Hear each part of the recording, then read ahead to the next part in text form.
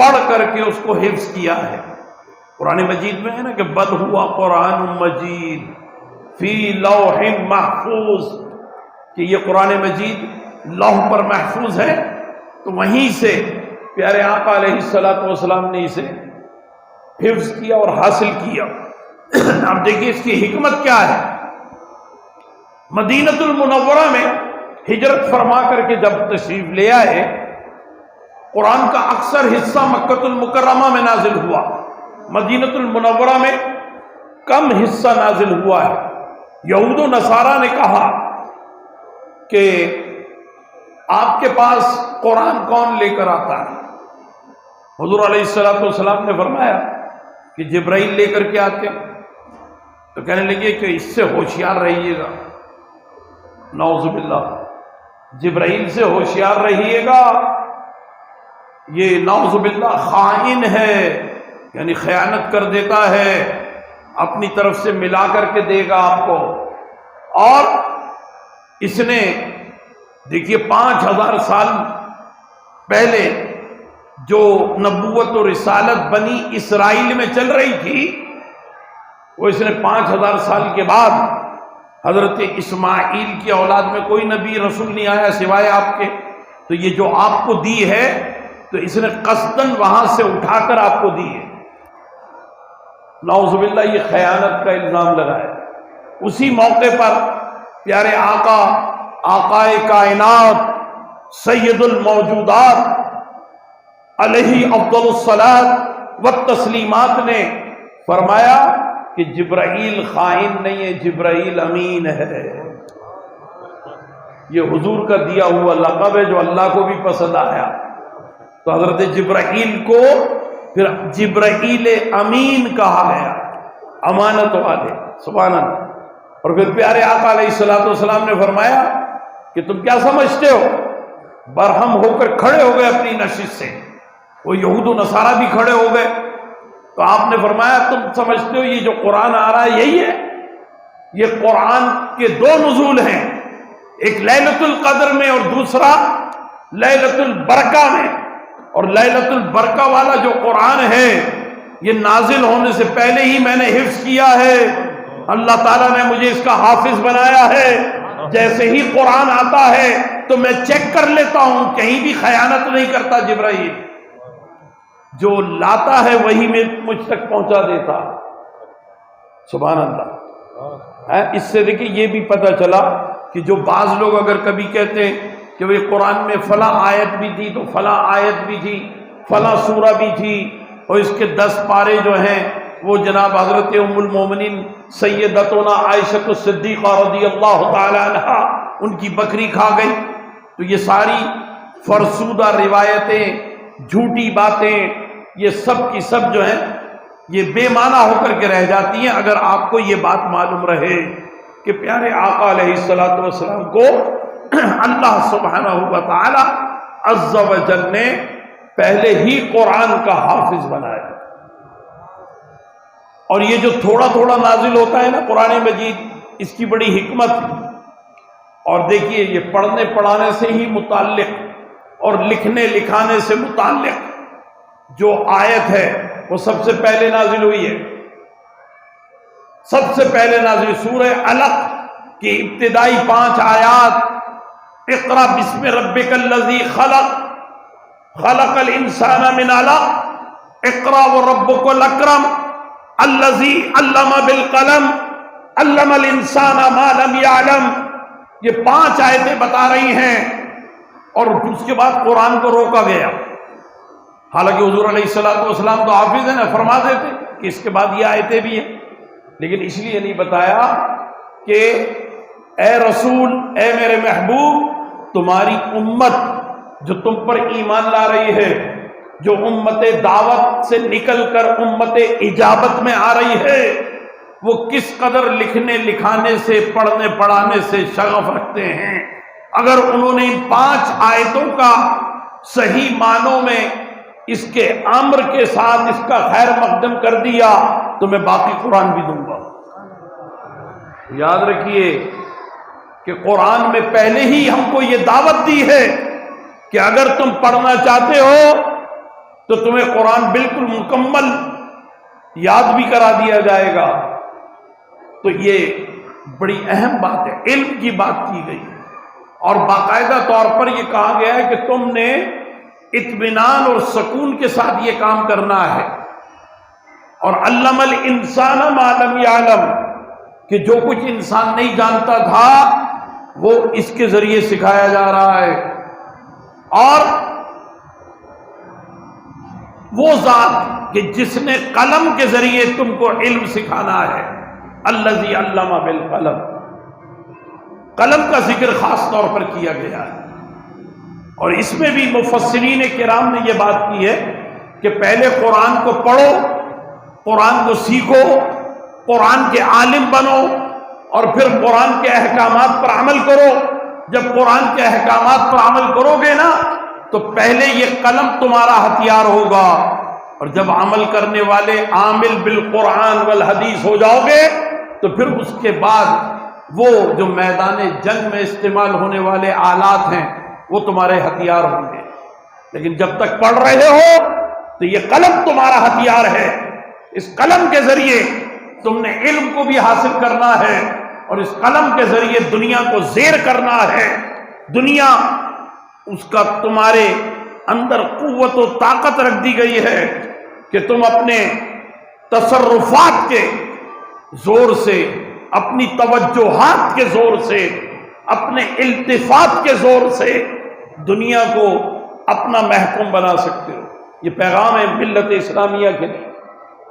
تو اللہ سبحانہ و تعالی عز و جل نے قرآن مجید، اللہ اکبر، ایسا کلام ہے کہ جس کے اندر ترنم بھی پایا جاتا ہے۔ یہ شاعری نہیں ہے لیکن اس میں ترنم ہے، اور ایسا ترنم، صوتی ترنم ایسا ہے کہ کانوں کو ٹکرا جائے، سماعتوں سے ٹکرائے، اور صحیح معنوں میں اس کا کوئی پڑھنے والا ہو تو اسے معلوم ہو جاتا ہے، اگرچہ وہ عربی نہ جانتا ہو مگر اسے معلوم ہو جاتا ہے یہاں کیا بات ہو رہی ہے، یہاں کیا بات ہو رہی ہے، کیونکہ لہن ویسی چلے گا جیسے قرآن مجید کی آیت ہوگی، لہن اسی انداز سے آئے گا۔ ٹھیک ہے، مرج البحرین یلتقیان بینہما برزخ لا یبغیان یخرج منہما اللؤلؤ والمرجان، یعنی مضمون بتاتا ہے، اگر آپ توجہ کے ساتھ پڑھیں، یہ صوتی ترنم بتاتا ہے کہ کیا بات ہو رہی ہے۔ اذا السماء انشقت وأذنت لربها وحقت وإذا الأرض مدت وألقت ما فيها وتخلت، تو لہن بتا رہا ہے کہ یہاں کیا بات ہو رہی ہے۔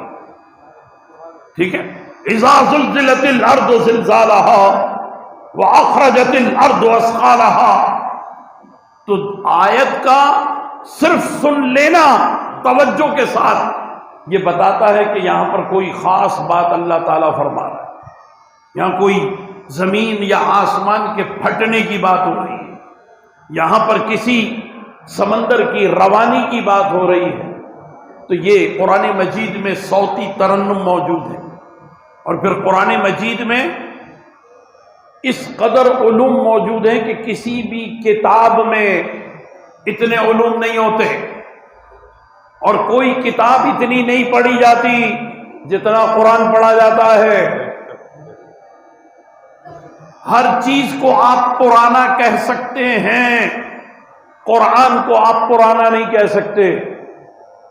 رمضان آ رہا ہے، آپ امام صاحب کو نہیں کہہ سکتے امام صاحب قرآن تو پرانا ہو گیا، اب اس مرتبہ ٹارزن کی کہانی تراویح میں سنا دیجئے نا، آپ نہیں کہہ سکتے۔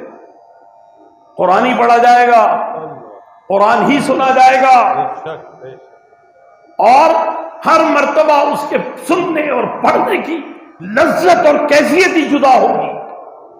یہ قرآن مجید کا اعجاز ہے، اور اس اعجاز کی وجہ سے ہی اس کے اندر اللہ تعالیٰ نے اتنے علوم رکھ دیے ہیں کہ کسی بھی کتاب میں اتنے علوم نہیں پائے جاتے جتنے قرآن مجید میں ہیں۔ اور ضیاء قرآن کے عنوان سے میں نے ایک کتاب تحریر کی تھی تو اس میں نے پوری ایک لسٹ دی ہے، اس میں جناب سینکڑوں، یہ تو میں نے اپنی کم علمی سے لکھا ہے، سینکڑوں علوم جو قرآن مجید سے ہی ثابت ہے۔ علم کا نام لکھ اور اس کے ساتھ کون سی آیت ہے جس کے اندر یہ علم موجود ہے۔ اس طرح اگر آپ غور کریں تو جو بڑے محققین اور مدققین ہیں، جو بڑی عمیق نظر سے مطالعہ کرتے ہیں قرآن مجید کا، تو وہ کیا کیا تحقیقات عظیمہ اور تدقیقات انیقہ نکال کر کے لا کر کے سامنے رکھ سکتے ہیں۔ قرآن مجید میں کون کون سے ایسے علوم پائے جاتے ہیں۔ اور یہاں میں عرض کروں آپ سے کہ ہر کتاب ایک لائبریری سائنس کے اصولوں کے مطابق کتب خانے میں رکھی جاتی ہے، لائبریری میں رکھی جاتی ہے۔ ہر کتاب کا ایک سبجیکٹ ہوتا ہے، اور وہ جو ایک سبجیکٹ ایریا ہوتا ہے اسی کی مناسبت سے اس کتاب کے بارے میں فیصلہ ہوتا ہے کہ بھئی یہ کتاب جو ہے ہسٹری کی ہے، تاریخ ہے۔ تو تاریخ کی کتاب ہے، تاریخ ابن خلدون ہے، تو تاریخ طبری ہے، تو طبقات ابن سعد ہے، تو اس کو وہاں رکھ دیا جائے، اسی کے متعلق شیلف کے اندر رکھ دیا جائے۔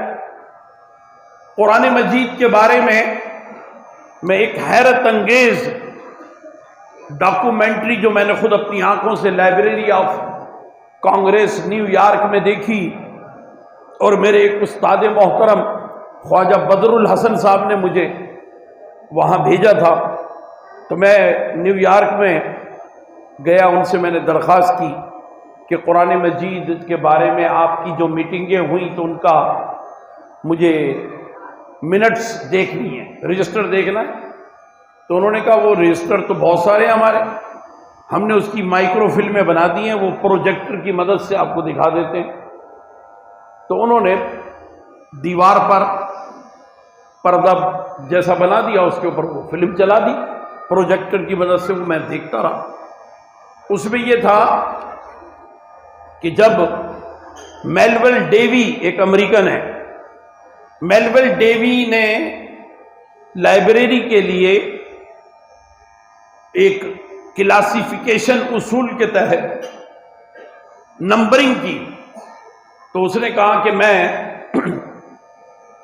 افلاطون سے یہ نمبر حاصل کر رہا ہوں، یعنی حکمائے یونان سے، کیونکہ حکمائے یونان کا یہ کہنا ہے افلاطون کا کہ دنیا میں انسان جب آیا تو اس نے سب سے پہلے سوچا کہ میں کون ہوں، تو علم فلسفہ کی بنیاد پڑ گئی۔ پھر انسان نے یہ سوچا میں کس لیے ہوں، تو ریلیجین کی بنیاد پڑ گئی، یعنی مذہب کی، دین کی۔ پھر اس نے اپنے جیسے ایک اور کو دیکھا تو سوشل سائنس کی بنیاد پڑ گئی، کانٹیکٹ کرنے کی۔ پھر وہ اس سے ملا، پھر لینگویج کی بنیاد پڑی، پہلے اشاروں کی زبان، وہ ایک کو بتا رہا ہے کہ یہاں سے بھی ایسا زگ زیگ بنا دیا اس نے، یعنی سانپ گزرا ہے یہاں سے، تو اس طریقے سے یہ لینگویج ہے چوتھے نمبر پہ۔ پھر افلاطون نے کہا کہ اس زمانے میں بڑے بڑے جانور، ان سے مقابلہ کرنے کے لیے پتھروں کا استعمال ہوتا تھا، تو یہ پیور سائنس ہے، یعنی جو اللہ تعالیٰ نے فطری طور پر عطا کی ہے۔ پھر انہی پتھروں کو گھس کر ہتھیار بنائے گئے، تو یہ اپلائیڈ سائنس ہو گئی چھٹے نمبر پہ۔ پھر کچھ لوگوں نے اپنے دل کے اندر بہت سی باتیں پیدا ہوتی تھیں تو وہ پہاڑ پہ، دیوار پہ نقش و نگار بنا دیتے تھے، جس سے بت پرستی کا آغاز ہوا۔ تو اس طرح جو فائن آرٹس 7ویں نمبر پر۔ پھر اس کے بعد لٹریچر، یعنی اپنی بات جمالیاتی ذوق کا اظہار کرنا، تو وہ 8ویں نمبر پر اس کو لٹریچر کا نام دیا گیا۔ پھر کچھ لوگ مر گئے تو پھر باپ نے بیٹے کو کہا تیرا دادا ایسا تھا، تو ہسٹری کی بنیاد پڑ گئی۔ تو یہ 9 نمبر ہے ٹوٹل جو کہ لائبریری میں استعمال ہوتے ہیں۔ تو اس اعتبار سے ہمارا اسلام کا جو نمبر ہے وہ ہے 297. تو انہوں نے کہا کہ قرآن کو رکھنا ہے یہاں پہ، چلو رکھ دیتے. 297 کا نمبر دے کے رکھ دیا.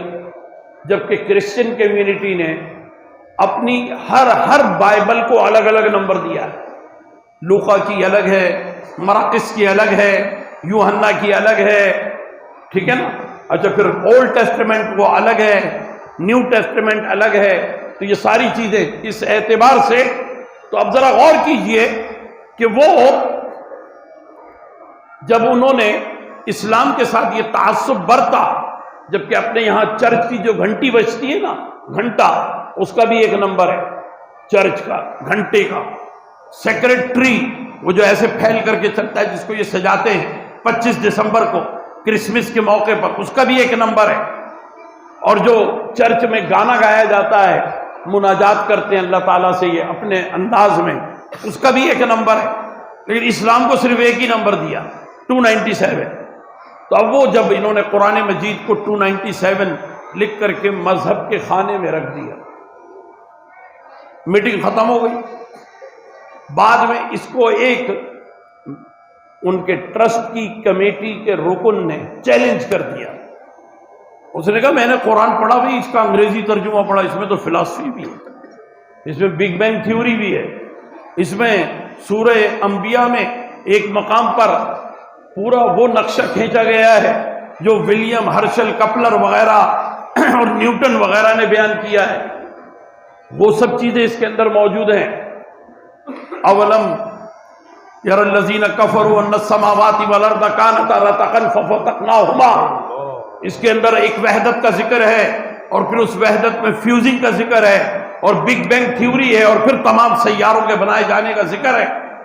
تو انہوں نے کہا اچھا چلو ٹھیک ہے بھائی، اس میں کاسمولوجی ہے، تو اس ایک اور قرآن کا نسخہ منگواؤ، اس کو فلاسفی میں رکھ دو. کچھ عرصے کے بعد یہ فیصلہ بھی چیلنج ہو گیا کہ یہ قرآن کے ساتھ زیادتی ہے کہ اسے فلسفے میں رکھ دیں، مذہب کے خانے میں رکھ دیں. تو قرآن مجید میں تو گزری ہوئی قوموں کا ذکر بھی ہے، قوم عاد، قوم سمود کا ذکر ہے، انبیاء و مرسلین کا ذکر ہے. یہ تاریخ کی بہترین کتاب ہے، داستان گوئی بھی ہے. تو انہوں نے کہا ایک اور منگوا لو، اس کو ہسٹری میں رکھ دو.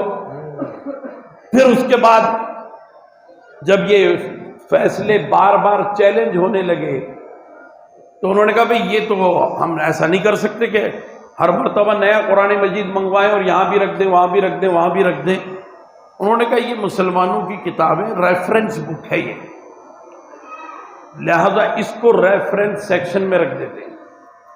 تو انہوں نے فلسفے سے، مذہب سے، تاریخ سے نکال کر ایک ہی کتاب کو ریفرنس سیکشن میں رکھ دیا. وہ بھی چیلنج ہو گیا فیصلہ، اس لیے کہ ریفرنس سیکشن میں حوالہ جاتی کتابیں رکھی جاتی ہیں، یعنی ڈکشنری رکھی جائے گی، انسائکلوپیڈیاز رکھے جائیں گے، المناکس رکھے جائیں گے، 5 ایئرس ڈیولپمنٹ پروگرام کسی بھی شہر کی میٹروپولیٹن کارپوریشن کا وہ وہاں رکھا جائے گا. تو انہوں نے کہا یہ غلط ہے، کیونکہ ریفرنس بک کی ڈیفینیشن یہ ہے کہ وہ کتاب جو اول سے آخر نہ پڑھی جائے، ضرورت پر پڑھی جائے، ضرورت پہ پڑھی جائے. جب آپ کہیں کہ بھئی یہ مولوی صاحب آپ کا نام نسیم ہے، نسیم کے کیا معنی ہے؟ تو آپ نے لغت کی کتاب لی،